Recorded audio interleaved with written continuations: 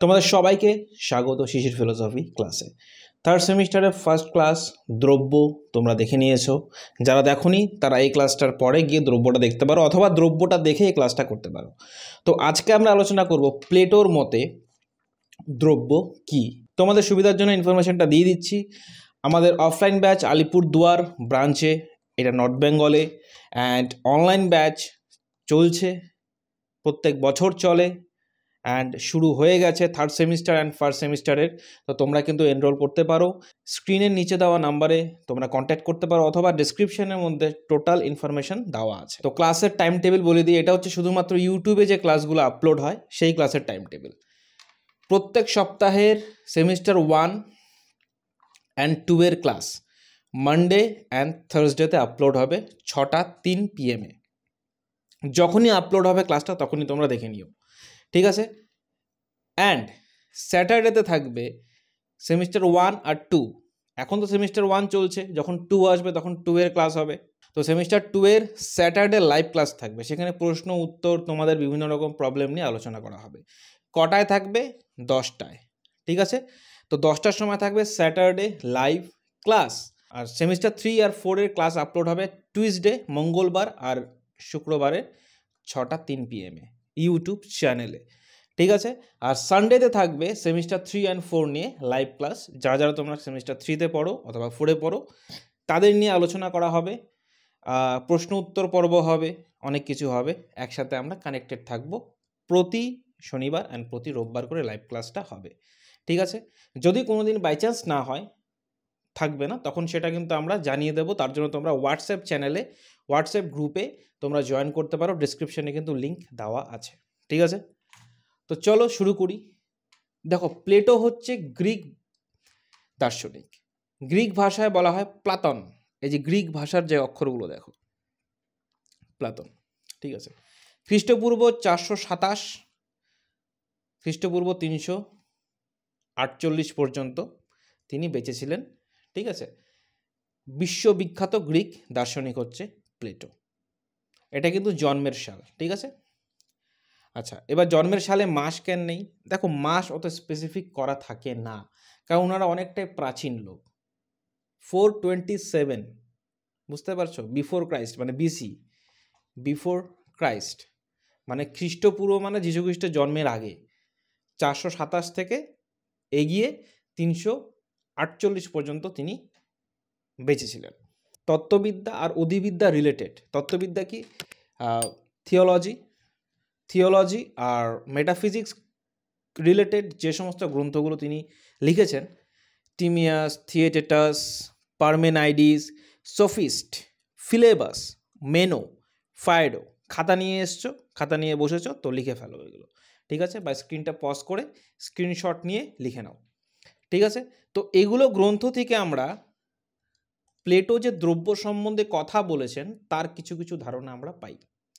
তো দ্রব্যের ক্লাস যারা দেখেছো তারা জানো, আমি দ্রব্যকে বলেছি, বা ফিলোসফি দ্রব্যকে বলে বেস, অথবা এটাকে আমরা বলছি আধার। কোনো কিছুর আধারকে আমরা বলি হচ্ছে দ্রব্য। আর দ্রব্যের ইংলিশ কি? সাবস্টেন্স। এটা কিন্তু মনে রাখতে হবে, আর প্রত্যেকটা ক্লাসেই বলবো, চিন্তা নেই। ধারণাবাদ ও আকারবাদ এমন একটা কনসেপ্ট পাওয়া যায় প্লেটোর দ্রব্যমূলক তত্ত্বে, যেটা আমরা আগে কোনোদিনও পাইনি, অথবা আগে, দেখো এই কথাগুলো আলোচনা হচ্ছে আজ থেকে প্রায় বহু বছর আগে, যখন মোবাইল তো দূরের কথা, বিভিন্ন মানে আমাদের চিন্তাভাবনাই অতটা উন্নত মানের হয়নি, ঠিক আছে? তো কেন, আমাদের বডি তো পশু, উই আর দ্য অ্যানিম্যাল। আমাদের মধ্যে অ্যানিম্যাল ইনস্টিংক্ট বেশি, আমাদের মধ্যে পশু বৃত্তিটাই বেশি। তো আমরা কি করি? চিন্তা দিয়ে, কারণ চিন্তার subject, the school of thought, এটা হচ্ছে চিন্তার বিদ্যালয়। চিন্তা শিখবো আমরা কীভাবে চিন্তা করতে হয়। তখনকার দিনে চিন্তার এত ডেভেলপমেন্ট হয়নি। এখন যেমন চিন্তাটা খুব ইজি হয়ে গেছে, ইজ অফ অ্যাক্সেস হয়ে গেছে চিন্তাটা, কারণ এত ইনফরমেশন চারিদিকে। তখনকার দিনে ইনফরমেশন ছিল না। তখনকার দিনে চ্যাট জিপিটিতে অথবা গুগলে সার্চ করে আমরা কিছু পেতাম না, কারণ তখন ছিলই না এগুলো জিনিস। তো তখন আমরা কি করতাম? নিজের মধ্যে অনেক কিছু খোঁজার চেষ্টা করতাম, কারণ কোনো কালেই কোনো সময়ই যে আমরা আমাদের মধ্যে যে একটা কোশ্চেন জন্মায়, একটা বিস্ময়বোধ জন্মায় যে কি, কেন আছি, কেন বেঁচে আছি, জীবনে অ্যাকচুয়ালি বেঁচে থাকার উদ্দেশ্যটা কি, এই সমস্ত যে কোশ্চেন, এই সমস্ত যে প্রশ্নগুলো জন্মায় কিউরিওসিটি থেকে, বিস্ময়বোধ থেকে। দর্শনের উৎপত্তি অনেকবার বলেছি, ক্লাস 11 ক্লাসগুলো দেখে নাও, অনেকবার বলেছি তোমাদেরকে, ঠিক আছে? তো বিস্ময়বোধ থেকে যে দর্শনের উৎপত্তি, তো বিস্ময়টা যে জন্মাচ্ছে, কেন জন্মাচ্ছে? আননোন থেকে, অজানা থেকে। আমরা জানা থেকে অজানাতে প্রবেশ করতে পারি না, আমরা কি করি? অজানা থেকে জানাতে প্রবেশ করি বা জানার দিকে যেতে চেষ্টা করি। ধারণাবাদ মানে হচ্ছে আইডিয়া। ধারণাবাদ কি? ধারণাবাদ হচ্ছে আইডিয়া অথবা শেপ। খুব স্পেসিফিক যদি যাই তাহলে শেপ, এই জন্য এটাকে আকারবাদও বলা হয়। কোনো বস্তুর, ধরো তোমার কাছে একটা মৃত্তিকা আছে, মাটি আছে, সেই মাটির দলা দিয়ে তুমি একটা মূর্তি মানে একটা আইডল শেপ দিলে। ধরো তুমি যে কোনো মূর্তি শেপ দিতে পারো, ধরো তুমি বুদ্ধদেবের মূর্তি শেপ দিলে, পাহাড়ে গেলে দেখতে পাবে বুদ্ধদেবের মূর্তি, সেরকম একটা মূর্তি তুমি শেপ দিলে। এবার কথা হচ্ছে যে আকারটা হয়েছে, যে আকারটা লাস্টে এসছে, শেপটা, সেটা হচ্ছে গুণ, তাই না? কারণ আকারের বেসেই তো আমি বলছি উনি বুদ্ধদেবের, এই মূর্তিটা বুদ্ধদেবের মূর্তি, আকারের বেসেই তো বলা হচ্ছে, তাই না? তো যেহেতু আকারের বেসেই বলা হচ্ছে যে এটা বুদ্ধদেবের মূর্তি, তার জন্য সেটা হচ্ছে গুণ। এবার গুণ প্লাস আধার। আধার কি? সেই মাটি, যেটা দিয়ে আমরা মূর্তিটা তৈরি করেছি, গুণ প্লাস আধার মিলে হয়েছে দ্রব্য, ঠিক আছে? তো গুণ প্লাস আধার মিলে হয়েছে দ্রব্য, তার জন্য একে বলা হয় ধারণাবাদ। দ্রব্য একটা হয় না, মানে দ্রব্যকে, মাটিকে শুধু দ্রব্য বললাম কারণ মাটির যদি শেপই না থাকে, মাটির যদি একটা মূর্তির আকার ধারণ না করে, তাহলে সেটা দ্রব্য হলো কীভাবে? বা সেটাকে আমি দ্রব্য বলবোই বা কেন? তাহলে এটা কার দ্রব্য? তখন কোশ্চেন আসবে কার। যদি বলি মাটি একটা দ্রব্য, তো কার, কোন মূর্তির? সেই মূর্তিটা হচ্ছে সেই মাটির গুণ, যখন শেপ নিয়ে নিল, আকার নিল, তার মানে আকার প্লাস আধার হচ্ছে দ্রব্য। যেরকম বৈশিষ্ট্য বলতে বলেছে ধারণাগুলি সামান্য। যখন আমরা ধারণা বা কনসেপ্ট যখন মাথায় জন্ম, যেরকম বুদ্ধদেব যখন কথাটা বললাম, আমি কোনো ছবি দেখাইনি, কারণ বুদ্ধদেবের মূর্তিটা, বুদ্ধদেবের ইমেজটা তোমাদের মাথায় আছে, কারণ তোমরা পাহাড়ে ঘুরতে গেছো অথবা কোনো ব্লগ, কোনো টিভি চ্যানেলে তোমরা দেখেছো। তো যদি বলি কুকুর, ডগ, তো ডগ বলতেই তোমাদের মাথায় কিন্তু, কুকুর বলতেই তোমাদের মাথায় কিন্তু কোনো না কোনো কুকুরের ইমেজ এসছে। বান্দরের ইমেজ কিন্তু আসেনি, কুকুরের ইমেজ এসে। সেটা যে কোনো কুকুর হতে পারে, সেটা বাড়ির কুকুর হতে পারে, সেটা বাইরের কুকুর হতে পারে, সেটা জার্মান শেপার্ড হতে পারে, সেটা দেশি কুকুর হতে পারে, যে কোনো কিছু হতে পারে। কিন্তু কুকুর প্রজাতি, কুকুর একটা কি প্রজাতি, সেই প্রজাতিটার ইমেজ তোমার মাথায় কিন্তু এসছে। তার মানে এটাই বলেছে ধারণাগুলি সামান্য। সামান্য মানে কমন, সাধারণ। যদি বলি এই কোশ্চেনটা তোমাদের পরীক্ষাতে আসবে, তাহলে কি হবে? তোমাদের সবার জন্য, তোমরা যারা যারা দেখছো ভিডিওটা, সবার জন্যই কিন্তু কোশ্চেনটা পরীক্ষাতে আসবে। কমন মানেই এটা আমরা জেনেছি, যেমন স্যারের থেকে কমন নিয়েছি অনেকটা, তাই না? কমন মানেই এটা যে এই কোশ্চেনটা সবার জন্যই আসবে। তো সামান্য মানে হচ্ছে কমন, ঠিক আছে? ধারণাগুলি স্বনির্ভর। স্বনির্ভর মানে হচ্ছে সেলফ রিলায়েন্ট। সেলফ রিলায়েন্ট মানে হচ্ছে নিজেই নিজের উপর নির্ভরশীল। যেরকম যদি বলি ভাওয়েল, ইংলিশের ক্লাস করাচ্ছি না, vowel A, E, I, O, vowel. আগের ক্লাসে যারা দেখেছো তারা সব জানো, তাও আবার রিপিটেড করছি। প্লাস আমরা যদি স্বরবর্ণ, অ, এটা একটা স্বরবর্ণ। এবার এই ভাওয়েল আর স্বরবর্ণ হচ্ছে স্বাধীন, স্বাধীন। তারা হচ্ছে ফ্রি। কিসের জন্য ফ্রি? যে কনসোনেন্ট, যেরকম ক, ক এর উচ্চারণ করতে গেলে আমাকে অ কে আনতে হচ্ছে। কটা কিন্তু ব্যঞ্জন বর্ণ, কটা কিন্তু স্বাধীন না। স্বরবর্ণ স্বাধীন, কারণ স্বরবর্ণ আমাদের কিছু কিছু স্বর দিয়ে আবিষ্কার হয়েছে। কটা হচ্ছে শব্দ, ভাষা, কোনো কিছু আকার, শেপ দেওয়ার জন্য, কিন্তু কটা কিন্তু স্বাধীন নয়। তো কি বলা হয়েছে? ধারণাগুলি হচ্ছে স্বনির্ভর, ধারণাগুলি নিজেই নিজের উপর স্বাধীন, ধারণাগুলি কারোর ওপর নির্ভরশীল নয়। কুকুর বলে তোমার মাথায় কুকুরের ইমেজ এমনিই আসবে, কুকুরের ইমেজ তোমাকে দেখাতে হবে না, কারণ সেই শব্দের সাথে কানেকশন হয়ে গেছে।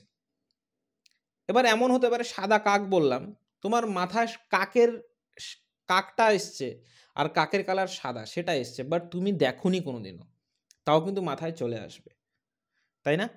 এবার হ্যাঁ, এবার যে জিনিসগুলো কোশ্চেন থাকতে পারে যে স্যার যেগুলো আমরা দেখিনি, যেগুলো প্রজাতি অথবা যেগুলো কনসেপ্ট আমরা কোনোদিনও দেখিনি সামনে, এমন এমন পোকা আছে, এমন এমন অ্যানিমেলস আছে যাদেরকে আমরা জীবনেও দেখিনি, তো সেটাও কি কমন ধারণা? না, সেটা বিশেষ ধারণা। বিশেষ ধারণা কেন? কারণ সেটা তুমি দেখোনি, তার মানে এই না যে তার অস্তিত্ব নেই। বিশেষ ধারণার রূপে সেটার অস্তিত্ব আছে। তুমি যখন দেখবে, তুমি যখন এসে সবাইকে দেখাবে, তখন সেটা আস্তে আস্তে কমন ধারণার রূপে জন্মাবে। ওটা অ্যাকচুয়ালি ওটাও কমন ধারণাই, ওটাও সাধারণ ধারণাই। ওটাকে যারা যারা দেখছে বা দেখেছে তাদের জন্য ওটা সাধারণ ধারণা। কিন্তু সাধারণ ধারণার বিস্তৃতিটা কতটুক?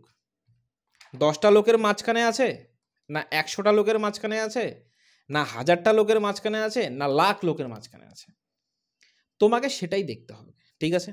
ধারণাগুলি হচ্ছে অনাদি। আদি মানে কি? আদি মানে হচ্ছে আদিম যুগ, আগের থেকে। আর অনাদি মানে আগের থেকে নয়। নিউ কনসেপচুয়ালাইজ হিসেবে তোমাদের মাথায় ঢুকবে।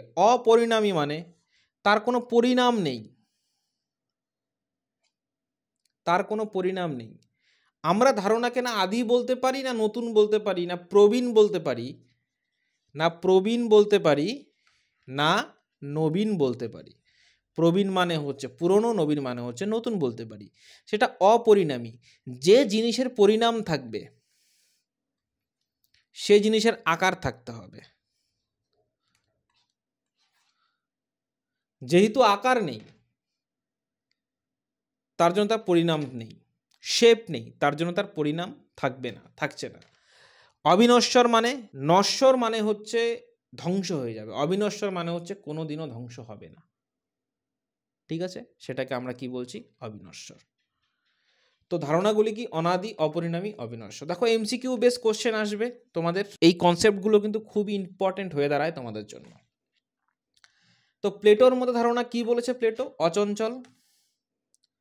অচঞ্চল মানে হচ্ছে তোমার যেটা অপরিবর্তনীয়, এটাকে আমরা বলতে পারি অপরিবর্তনীয়। কারণ চঞ্চল জিনিস পরিবর্তন হয়, যে জিনিসটা চঞ্চল সেই জিনিসটা পরিবর্তন হবে, তাই না? একটা বাচ্চা চঞ্চল কখনো বলবো? যখন এখান থেকে ওখানে যাবে, ওখান থেকে এখানে আসবে, তখন বলবো। শাশ্বত মানে চিরন্তন, শাশ্বত, সবসময় সত্য, সবসময় থাকবে, যাবে না, ইউনিভার্সাল, সবার জন্য এক, আমার জন্য আলাদা তোমার জন্য আলাদা সেটা নয়। শাশ্বত মানে হচ্ছে ইউনিভার্সাল। স্বনির্ভর মানে হচ্ছে একটু আগেই বলেছি তোমাদের ক্লাসে, এটাকে আবার দুবার প্রিন্ট করা হয়ে গেছে, তাই হলো কি ধারণা। এটাকে দুবার প্রিন্ট হয়ে গেছে, তার জায়গায় নিত্য বলে দিলাম, নিত্য হতে পারে, কিন্তু প্লেটো এই কথাটাই বলেছে, অচঞ্চল, শাশ্বত, স্বনির্ভর। যা অচঞ্চল, যা শাশ্বত, যা স্বনির্ভর, তাই হলো ধারণা। তো দেখো আমাদের ক্লাস কিন্তু চলছে, সেমিস্টার 1, সেমিস্টার 2, সেমিস্টার 3, সেমিস্টার 4, যখনই ভিডিওটা দেখছো না কেন ক্লাস আমাদের চলছে, অলওয়েজ ক্লাস চলতে থাকে, ক্লাস আমাদের কোনোদিনও বন্ধ হয় না। তো রেকর্ডেড অ্যান্ড লাইভ ক্লাস তোমাদের জন্য থাকবে। যদি কোনোদিনও ক্লাস না দেখতে পারো, শরীর অসুস্থ থাকে, মোবাইলে নেট না থাকে, সেক্ষেত্রে রেকর্ডেড ক্লাস তুমি পেয়ে যাবে, প্লাস এক্সট্রা গাইডেন্স পাবে। প্রিমিয়াম নোটস তোমাদের জন্য থাকছে, এক্সাম আর মক টেস্ট অবশ্যই থাকবে, লাইভ ডাউট সলভিং করি আমরা। ঠিক আছে? তো 25-27 যে ব্যাচ সেটা চলছে, চলবে তোমাদের ভালোবাসার জন্য। তো তাড়াতাড়ি চলে আসো, একসাথে ক্লাস করি, আমরা একসাথে ক্লাস করব, একসাথে নাম্বারটা নেব, আর 100-এ 100 পাওয়ার যে টার্গেট সেটাকে আমরা ফুলফিল করব। ঠিক আছে? এই বছরে আমাদের টার্গেট থাকছে 100-এ 100 পাওয়ার। ঠিক আছে? তো নেক্সট ভিডিওতে আবার দেখা হচ্ছে তোমাদের সাথে। তোমরা সবাই জানো কোন কোন শিডিউলডে ক্লাস হচ্ছে, ইউটিউব চ্যানেলে দেখে নেবে ক্লাসগুলো, আর তার সাথে অন্য ভিডিওসও আসতে থাকবে। ভালো থাকো, সুস্থ থাকো, আর এইভাবেই পড়াশোনা করতে থাকো আমার সাথে।